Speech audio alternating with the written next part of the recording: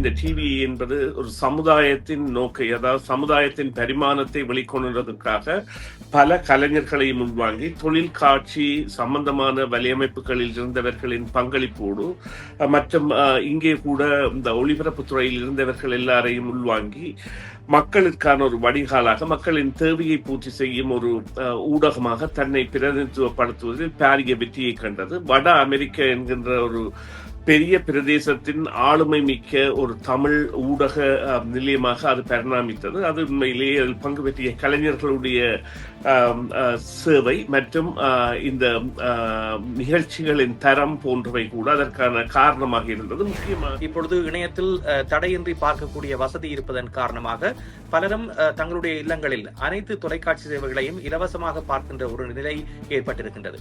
இது நிச்சயமாக டிவிஐயை பொறுத்த குறிப்பாக உள்ளூர் கலைஞர்களை ஊக்கப்படுத்த முயற்சிக்கின்ற தளங்களுக்கு ஒரு பேரிடியாக அமைவதோடு மட்டுமல்லாமல் நமக்கென்ற தொலைக்காட்சி என்ற தாரக மந்திரத்தோடு இருந்த டிவிஐயினுடைய தொடர்ந்த பயணத்திலும் பல்வேறு தடைகளை ஏற்படுத்தக்கூடிய ஒரு நிலைக்கு கொண்டு சென்றது. இருந்த போதிலும் சிஎம்ஆர் நிறுவனம் இதனை தன்னகத்தை கொண்டிருப்பதன் காரணமாக தற்போதைய சூழலிலும் இந்த தொலைக்காட்சி சேவையை தொடரக்கூடிய ஒரு நிலை இருக்கின்றது என்பது மறக்க முடியாத உண்மை. இந்த 2009 வரையிலான காலப்பகுதியிலும் ஒரு உயிர் நாடியாக ஊடகம் என்கின்ற ஒரு தன்மையை கடந்து உறவு பாலமாக இருந்தது என்பதில் எந்தவித ஐயமும் இல்லை. இவ்வாறான நீண்ட பயணம் என்பது சாத்தியமாகுவதற்கு தொடர்ந்து இந்த தொலைக்காட்சியை நடத்த வேண்டும் என்ற ஒரு உத்வேகமும் காரணமாக இருக்கிறது. தனியே வியாபார நோக்கம் மட்டும் இதில் இருந்தால் இந்த தொலைக்காட்சி எப்பொழுதோ நிறுத்தப்பட்டிருக்கும். ஆனால் தொடர்ந்து தமிழர்களுக்காக உருவாக்கப்பட்ட இந்த தொலைக்காட்சி சேவை என்பது தொடர்ந்து பயணிக்க வேண்டும் என்ற முனைப்பில் செயற்படுவதன் காரணமாகத்தான் இத்தனை ஆண்டுகளை கடந்து இது தொடர்ந்து பயணித்து வருகின்றது.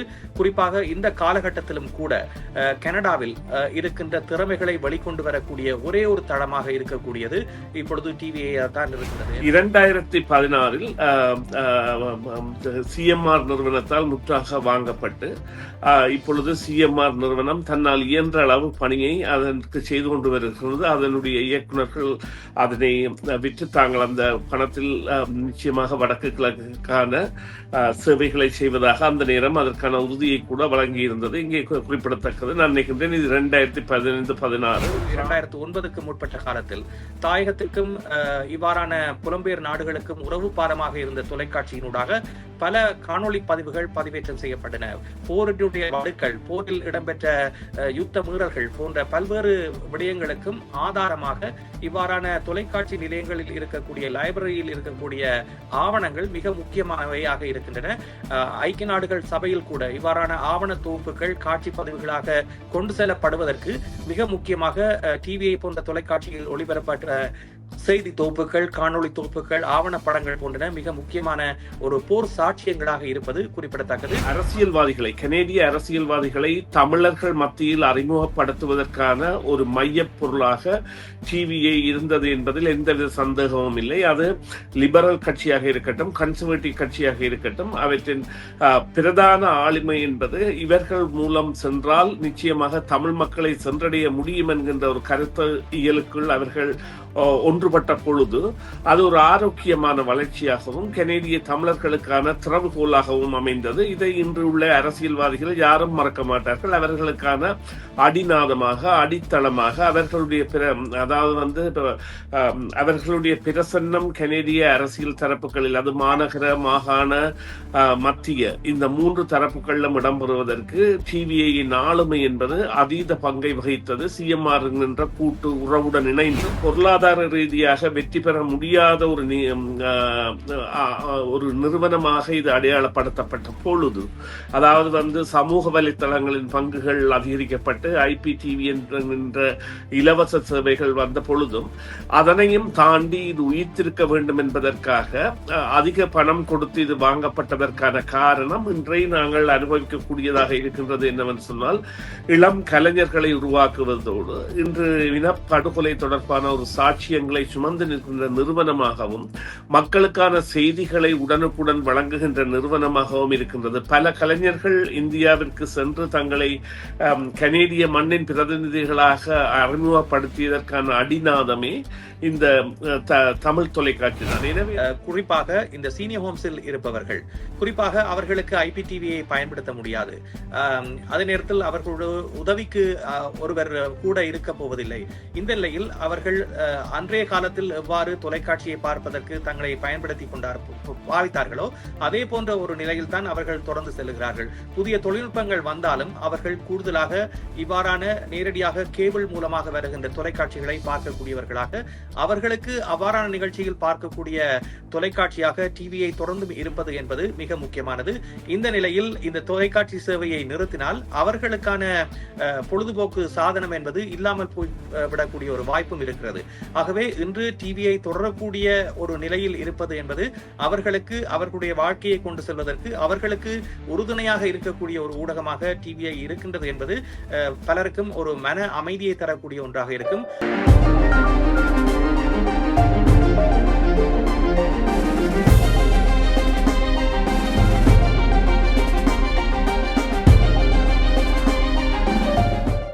நான் ஏற்கனவே நிகழ்ச்சியினுடைய ஆரம்பத்திலே சொன்னதன்படி இன்றைக்கு செப்டம்பர் மாதம் 7ஆம் தேதி CMR TVIயினுடைய நேர்களை பொறுத்த வரைக்கும் இந்த நாள் மிக மிக முக்கியமான நாள். காரணம் 24 ஆண்டுகள், 1 2 அல்ல, 24 ஆண்டுகளை ஒளிபரப்பு துறையிலே, காட்சி ஊடகத்துறையிலே நிறைவு செய்து தன்னுடைய 25வது ஆண்டிலே காலடி எடுத்து வைக்கிறது TVI HD. ஆக இதனுடைய பயணம் என்பது மிக நீண்ட பயணம். நாங்கள் அடிக்கடி சொல்லுவது போல ஆரம்பிப்பது மிக இலகுவானது, ஆனால் அதனை தொடர்ந்து கொண்டு நடத்துவது என்பது அத்தனை இலகுவானது அல்ல.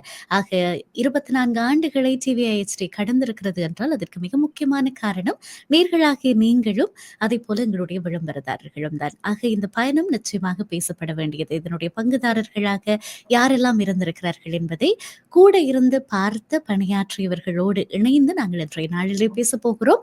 ஆக டிவிஐயினுடைய இந்த 24 வருடங்களை குறித்து பேசுவதாக அடுத்து வரப்போகிற உரையாடல் நிகழ இருக்கிறது. அதற்காக நாங்கள் சுரேஷ் தர்மா மற்றும் ராமை இணைத்துக் கொள்ளலாம். வணக்கம் இருவருக்கும். வணக்கம். வணக்கம் பிரியா. வணக்கம் நேயர்களே.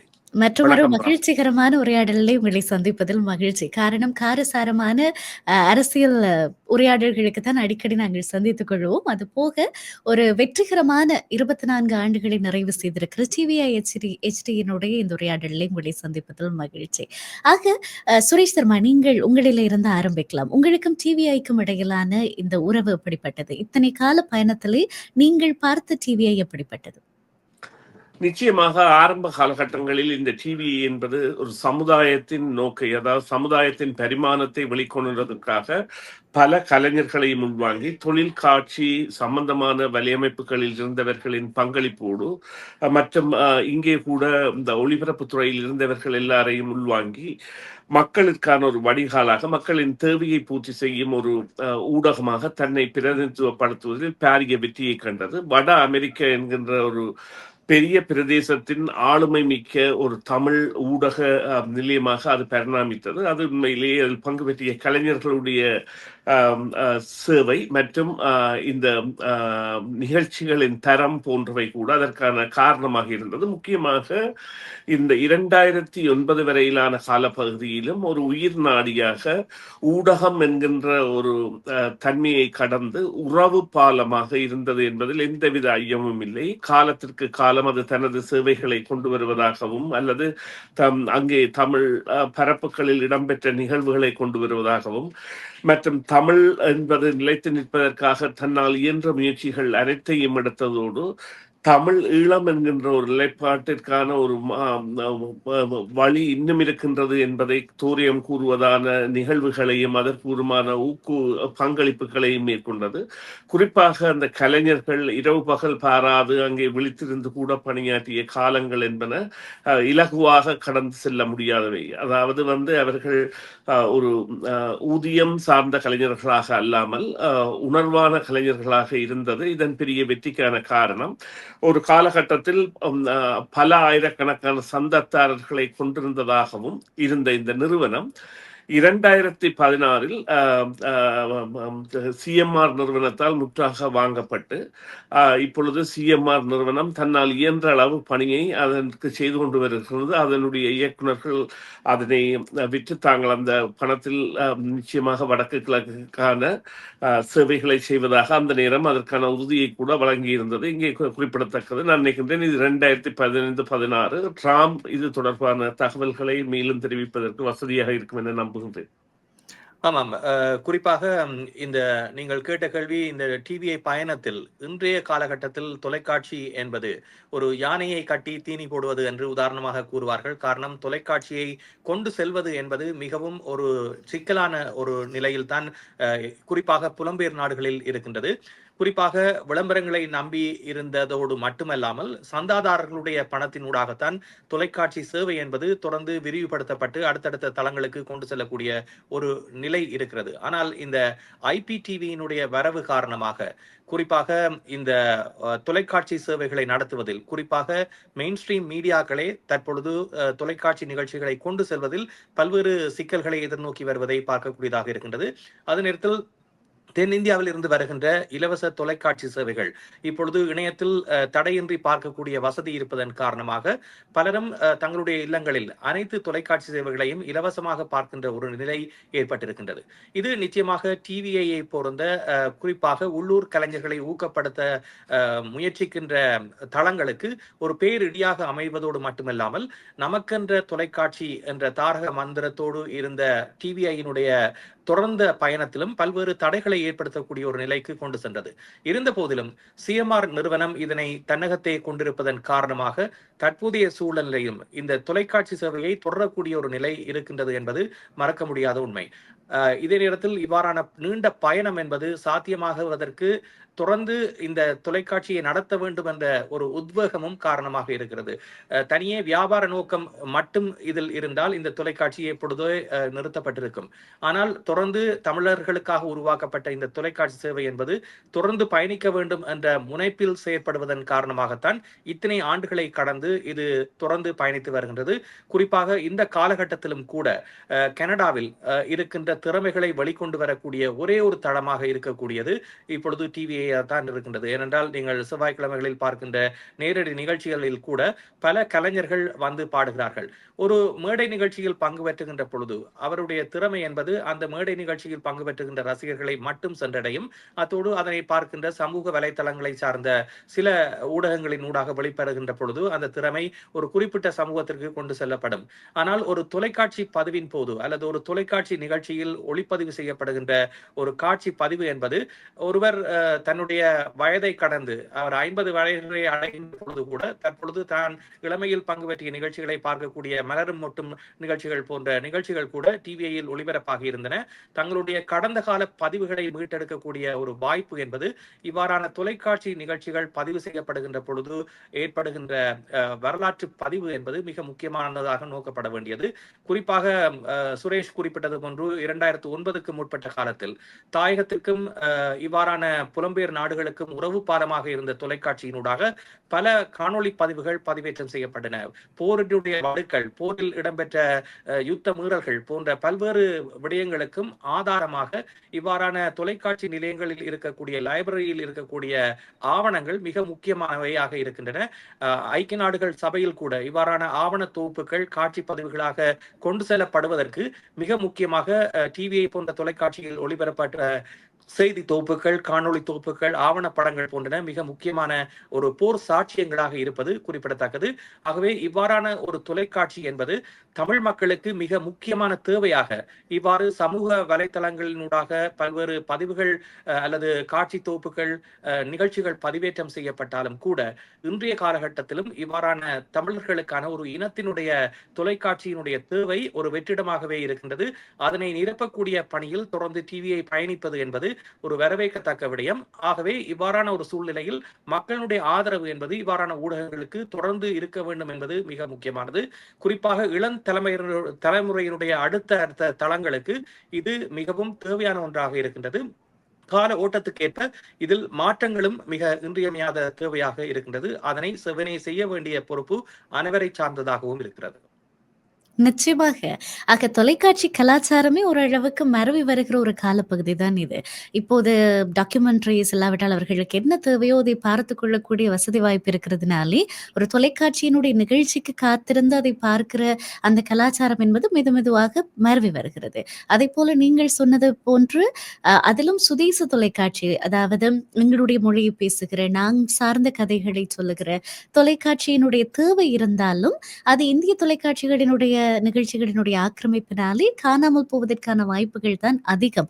ஆக டிவிஐ ஒரு லாப நோக்கம் கருதி நடக்கிற ஒரு தொலைக்காட்சியாக இருந்தால் எப்பொழுதோ இதை நாங்கள் நிறுத்தி இருக்க வேண்டும் இந்த பயணத்தை. அதை தாண்டி நாங்கள் ஆரம்பித்த பயணம் அதை தொடர்ந்து கொண்டு சேர்க்க வேண்டும் மக்களிடத்திலே. முடிந்த அளவுக்கு எங்களால் ஆனதை செய்ய வேண்டும் என்கிற சாரப்பட டிவியை தொடர்ந்து இயங்கிக் கொண்டிருக்கிறதை பார்க்கக்கூடியதாக இருக்கிறது. அதுலேயும் மிக குறிப்பாக ராம் குறிப்பிட்டது போல இங்கே இருக்கிற கலைஞர்களுக்கு டிவியை கொடுக்கிற தளம் இல்லாவிட்டால் வேறு தளங்கள் அவர்களை பார்ப்பதற்கும் அவர்களை ஊக்குவிப்பதற்குமான தளங்கள் பேர் குறிப்பிட்டு சொல்லுமா போல வேறு எதுவும் இல்லை. ஆக டிவிஐயினுடைய பணி என்பது அளப்பெரியது. அதே நேரம் நான் கேள்விப்பட்டிருக்கிறேன், இங்கே பணியாற்றியவர்கள் இப்பொழுது இங்கே இல்லாதவர்கள் கூட இப்பொழுதும் சொல்லுவார்கள் போர்க்காலத்திலே டிவிஐ எப்படி பணியாற்றியது என்று. இரவு பகலாக நாங்கள் இங்கேயே இருப்போம், அப்படி காத்திரமான நிகழ்ச்சிகளை நாங்கள் கொடுப்போம் என்றெல்லாம் அவர்கள் சொல்லி இருக்கிறார்கள்.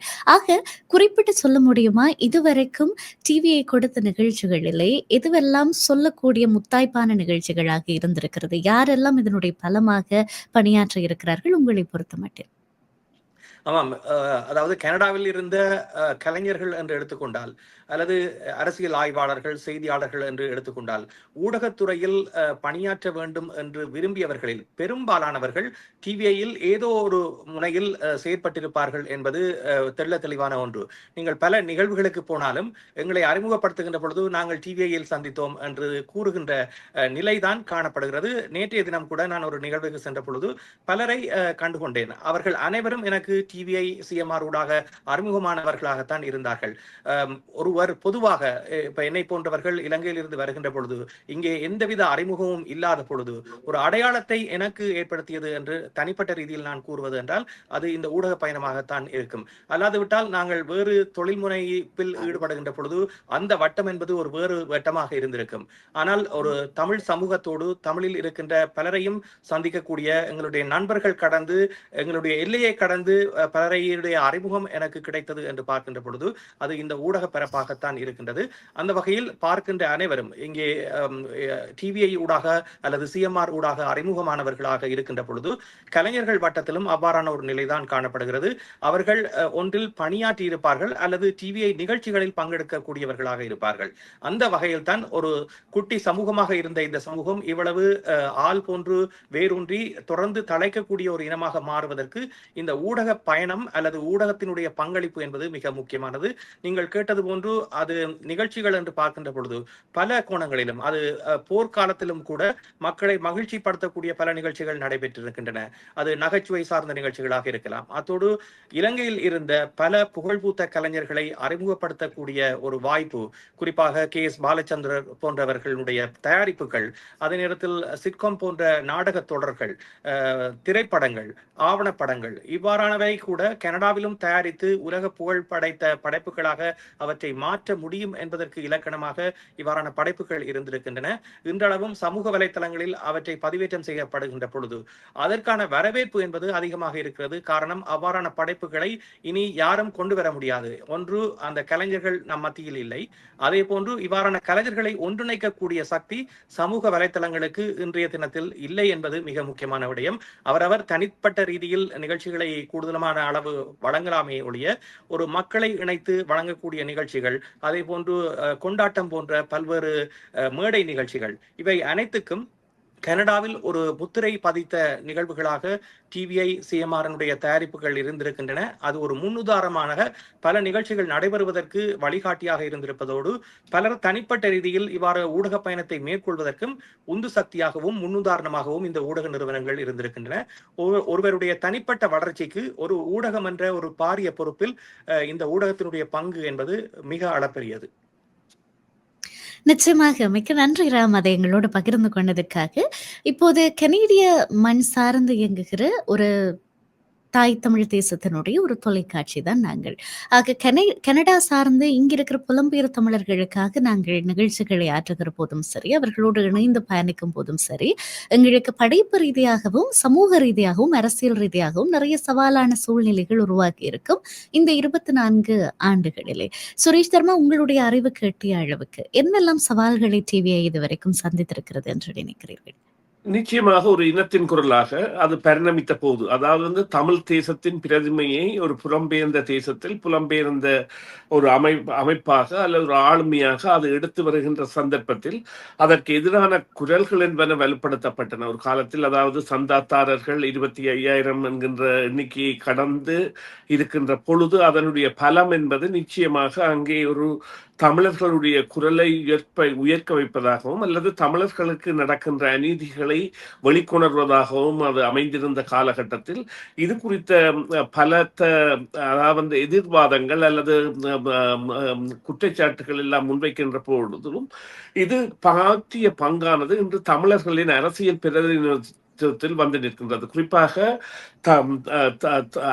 அரசியல்வாதிகளை, கனேடிய அரசியல்வாதிகளை தமிழர்கள் மத்தியில் அறிமுகப்படுத்துவதற்கான ஒரு மைய பொருளாக டிவிஐ இருந்தது என்பதில் எந்தவித சந்தேகமும் இல்லை. அது லிபரல் கட்சியாக இருக்கட்டும், கன்சர்வேட்டிவ் கட்சியாக இருக்கட்டும், அவற்றின் பிரதான ஆளுமை என்பது இவர்கள் மூலம் சென்றால் நிச்சயமாக தமிழ் மக்களை சென்றடைய முடியும் என்கின்ற ஒரு கருத்து இயலுக்குள் அவர்கள் ஒன்றுபட்ட பொழுது அது ஒரு ஆரோக்கியமான வளர்ச்சியாகவும் கனேடிய தமிழர்களுக்கான திறவுகோலாகவும் அமைந்தது. இதை இன்று உள்ள அரசியல்வாதிகள் யாரும் மறக்க மாட்டார்கள். அவர்களுக்கான அடிநாதமாக, அடித்தளமாக அவர்களுடைய அதாவது அவர்களுடைய பிரசன்னம் கனேடிய அரசியல் தரப்புகளில், அது மாநகர, மாகாண, மத்திய, இந்த 3 தரப்புகளிலும் இடம்பெறுவதற்கு டிவிஐயின் ஆளுமை என்பது அதீத பங்கை வகித்தது. சிஎம்ஆர் என்ற கூட்டு உறவுடன் இணைந்து இருந்த பொழுதிலும் பொருளாதார ரீதியாக வெற்றி பெற முடியாத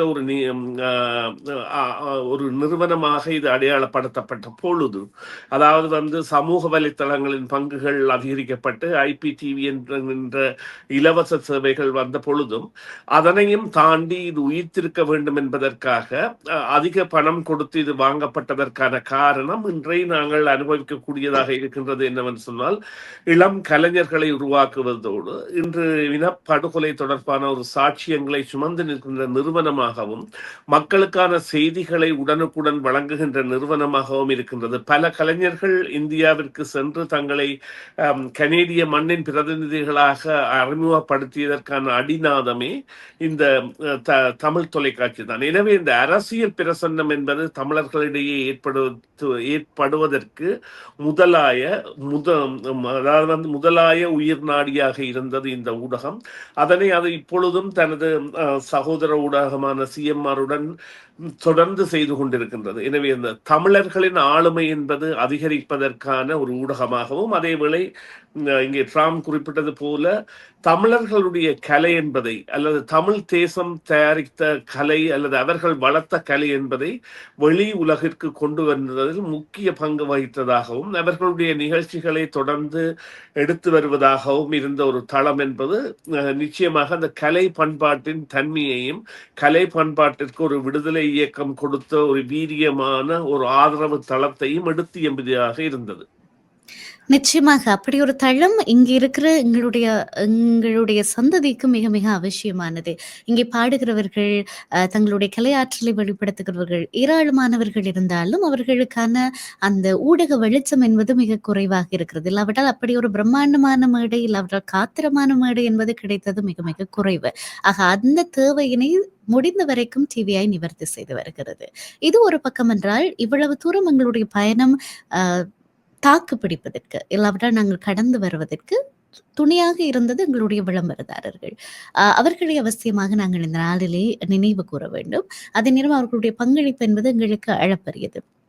அதே போலவே எங்களுடைய மார்க்கெட்டிங் டீமாக இருக்கட்டும், இல்லாவிட்டால் டெக்னிக்கல் டீமாக இருக்கட்டும், கிரியேட்டிவ் டீமாக இருக்கட்டும், இதில் இன்றைக்கு வரைக்கும் பணியாற்றுகிறவர்களும் எங்களுக்கு மிக மிக முக்கியமானவர்கள். ஆக இந்த இருவர் குறித்தும் நீங்கள் சொல்லுவதற்கு என்ன இருக்கிறது ராம்? ஆமாம். குறிப்பாக இப்போதைய காலகட்டத்தில் இந்த டிவியை கொண்டு செல்வது முற்றுமுழுதாக அ விளம்பரதாரர்களுடைய கையிலே இருக்கிறது. காரணம், இந்த நான் குறிப்பிட்டது போன்று இந்த சந்தா பணம் என்பது குறைந்திருக்கின்றது. இதே நேரத்தில் தொடர்ந்து இவ்வாறான சந்தாதாரர்களில் கூடுதலானவர்களை புள்ளிவிவர ரீதியில் எடுத்துக்கொண்டால், குறிப்பாக இந்த சீனியர் ஹோம்ஸில் இருப்பவர்கள், குறிப்பாக அவர்களுக்கு ஐபிடிவியை பயன்படுத்த முடியாது. அதே நேரத்தில் அவர்களோட உதவிக்கு ஒருவர் கூட இருக்க போவதில்லை. இந்த நிலையில் அவர்கள் அன்றைய காலத்தில் எவ்வாறு தொலைக்காட்சியை பார்ப்பதற்கு தங்களை பயன்படுத்தி கொண்டார் பாவித்தார்களோ அதே போன்ற ஒரு நிலையில் தான் அவர்கள் தொடர்ந்து செல்கிறார்கள். புதிய தொழில்நுட்பங்கள் வந்தாலும் அவர்கள் கூடுதலாக இவ்வாறான நேரடியாக கேபிள் மூலமாக வருகின்ற தொலைக்காட்சிகளை பார்க்கக்கூடியவர்களாக, அவர்களுக்கு அவ்வாறான நிகழ்ச்சியில் பார்க்கக்கூடிய தொலைக்காட்சியாக டிவியை தொடர்ந்து இருப்பது என்பது மிக முக்கியமானது. இந்த நிலையில் இந்த தொலைக்காட்சி சேவையை நிறுத்தினால் அவர்களுக்கான பொழுதுபோக்கு சாதனம் என்பது இல்லாமல் போய் விடக்கூடிய ஒரு வாய்ப்பும் இருக்கிறது. ஆகவே இன்று டிவியை தொடரக்கூடிய ஒரு நிலையில் இருப்பது என்பது அவர்களுக்கு அவர்களுடைய வாழ்க்கையை கொண்டு செல்வதற்கு அவர்களுக்கு உறுதுணையாக இருக்கக்கூடிய ஒரு ஊடகமாக டிவிஐ இருக்கின்றது என்பது பலருக்கும் ஒரு மன அமைதியை தரக்கூடிய ஒன்றாக இருக்கும். புலம்பெயர் தேசங்களில் தனிமையில் இருப்பவர்களுக்குத்தான் அதனுடைய வேதனை என்பது புரியும். அவர்களுக்கு டிவிஐ போன்ற ஊடகம் என்பது ஒரு உற்ற தோழன் போன்று செயற்படக்கூடிய ஒன்றாக இருக்கும். பலரை கேட்டால் இந்த நிகழ்ச்சி போனது அது முன்னர் நாங்கள் பார்த்த நிகழ்ச்சியாக இருந்தாலும் இப்பொழுது பார்க்கின்ற பொழுது அது சிறப்பாக இருக்கின்றது என்று கூறுபவர்கள் இருக்கிறார்கள். அதே போன்று இவ்வாறான கலைஞர்கள், புதிய கலைஞர்கள் வருகின்ற பொழுது நாட்டில் என்ன நடக்கின்றது என்ற தற்போதைய நிலையை தங்களுடைய சொந்த மொழியில் பார்ப்பதை பலரும் விரும்புகிறார்கள். அவர்களுக்கு இது ஒரு புதிய வரவாக இருக்கின்றது. அதே போன்று நீங்கள் கேட்டது போன்று இப்பொழுது விளம்பரதாரர்களுடைய முக்கியத்துவம் என்பது குறிப்பாக டிவிஐ சிஎம்ஆர் என்பது கூட்டு தயாரிப்பாக பல விளம்பர பேக்கேஜுகளை வழங்குவதனூடாக அவர்களுக்கு கூடுதலாக தங்களுடைய பொருட்களை அல்லது சேவைகளை பல இடங்களுக்கும் ஒரே தளத்தில் கொண்டு போகக்கூடிய வாய்ப்பு இருக்கின்றது. சிஎம்ஆர் டிவிஐ என்ற பண்டில் பேக்கேஜை எடுக்கின்ற பொழுது அவர்களுக்கு கூடுதலான சலுகைகளோடு அது காட்சியாகவும் ஒலியாகவும் செல்லுகின்ற பொழுது பல ரசிகர்களை சென்றடையக்கூடிய வாய்ப்பு கிடைக்கிறது. இதன் மூலமாக அவர்கள் ஊடக பயணத்தில் அவர்களுடைய பங்கு மிக முக்கியமானதாக இருக்கின்றது. அவர்களுடைய பொருட்களையும் சேவைகளையும் மக்களுக்கு கொண்டு செல்வதோடு கனடாவுக்கான தமிழர்களினுடைய ஊடகமாக இந்த ஊடகங்கள் நிலைத்து நிற்பதற்கும் அவர்கள் தமிழர்கள் என்ற ரீதியில் தங்களுடைய பங்களிப்பை தங்களுடைய வர்த்தகத்தினூடாக வழங்கி கொண்டிருக்கின்றார்கள்.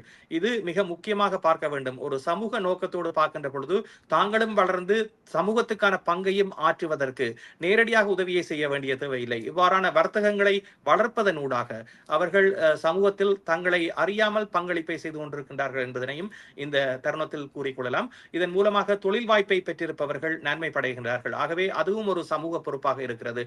அவர்களுக்கான ஊதியம் என்பது அவர்களுடைய விளம்பரங்களினூடாக செல்கின்றது.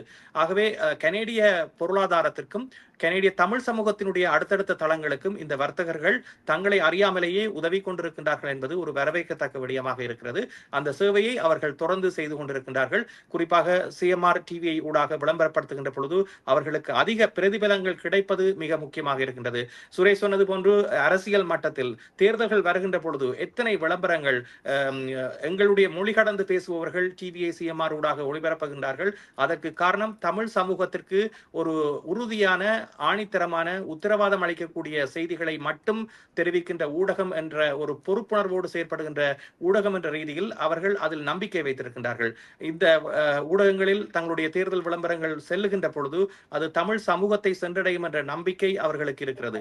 குறிப்பாக அரச மட்டத்தில் இருக்கின்ற, மாகாண மட்டத்தில் இருக்கின்ற பல்வேறு செயல் திட்டங்கள் தொடர்பான அறிவிப்புகள் சிஎம்ஆர் ஊடாக வெளிவந்து கொண்டிருப்பதை நீங்கள் கேட்டிருப்பீர்கள். இதுக்கு காரணமாக இருப்பதும் இந்த விடயம்தான். ஒரு பிரதான ஊடக பரப்பில் தமிழ் சமூகத்திற்கான ஊடகமாக இனம் காணப்பட்ட ஊடகமாகவும் சிஎம்ஆர் டிவிஐ இருக்கின்றது என்பது இதன் ஊடாக ஒரு பொறுப்பாக கூறிக்கொள்ளக்கூடிய ஒரு விடயமாக இருக்கின்றது.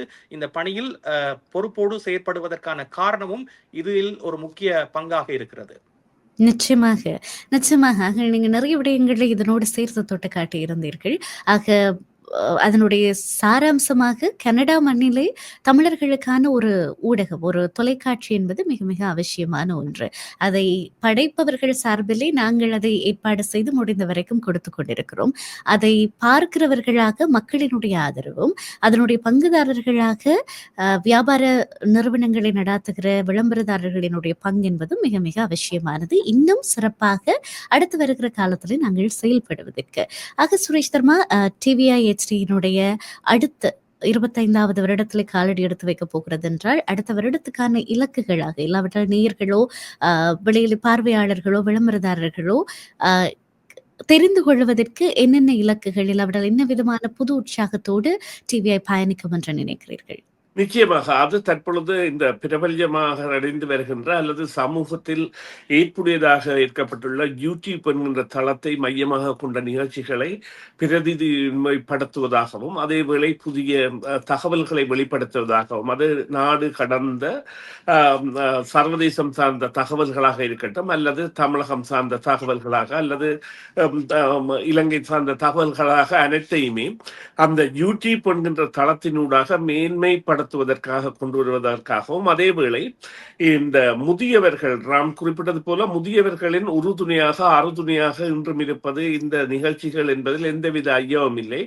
அவர்களுக்கான ஒரு வடிகாலாக அல்ல அவர்களுக்கான ஒரு ஆற்றுப்படுக்கையாக தங்களை தொடர்ந்து பயணத்தில் ஈடுபடுவதும், அதே போன்று கடந்த காலங்களில் இடம்பெற்ற நிகழ்ச்சிகள் போன்ற ஒரு நிகழ்ச்சிகள், அதாவது அது கொண்டாட்டம் போன்று இப்பொழுது சிஎம்ஆரும் டிவியையும் ஒரே குடையில் பயணிப்பதால் அவர்கள் அந்த முன்னெடுப்புகளை மீண்டும் கொண்டு வந்து மக்களுடைய குரலாக இன்று ஒரு உண்மையை நாங்கள் யதார்த்தம் என்னவென்று சொன்னால், மக்களுக்கான வடிகால், அவர்களுக்கான பிரச்சனைகளில் இருந்து அவர்களை விடுவித்து அவர்களுக்கான வேலைப்பளுக்களின் ஆற்றுப்படுக்கையாக அல்லது அவர்களுக்கான தேவைகளில் இருந்து அவர்களை ஆசுவாசப்படுத்துவதற்கான ஒரு தளமாக தன்னை எப்பொழுதும் பிரதிநிதித்துவப்படுத்துவதாகவும், பல வீடுகளில் அதாவது வந்து சமையல் அறைகள் தொடக்கம் அனைத்து இடங்களிலுமே தற்பொழுதும் கேட்கப்பட்டு கொண்டிருப்பதாகவும் இருக்கின்ற நிலை என்பது பல நேயர்களாலும் வெளிப்படுத்தப்படுகின்றது.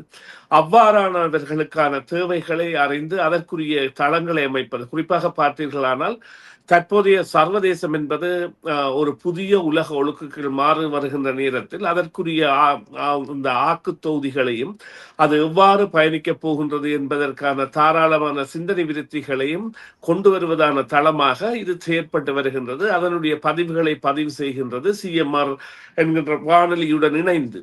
அதன் தொடர்ச்சியாக இது நிச்சயமாக கால பரிணாமத்தின் பிரகாரமாக ஏற்படுகின்ற தொழில்நுட்பங்களை உள்வாங்கி அதனூடாக செயற்படும் ஒரு நிறுவனமாக தொடர்ந்தும் பரிணமிக்கும் என்பதில் ஐயமில்லை. இங்கே குறிப்பிட வேண்டிய விடயம், லாப நோக்கற்ற வகையில் தன்னை இது தற்பொழுது ஈடுபடுத்தி கொண்டு வருகின்றது என்பதுதான் அப்பட்டமான உண்மை. அதற்கான வருவாய் இருக்கின்றதா என்றால் இல்லை, ஆனால் அது தொடர்ந்தும் பயணித்துக் கொண்டே இருக்கின்றது.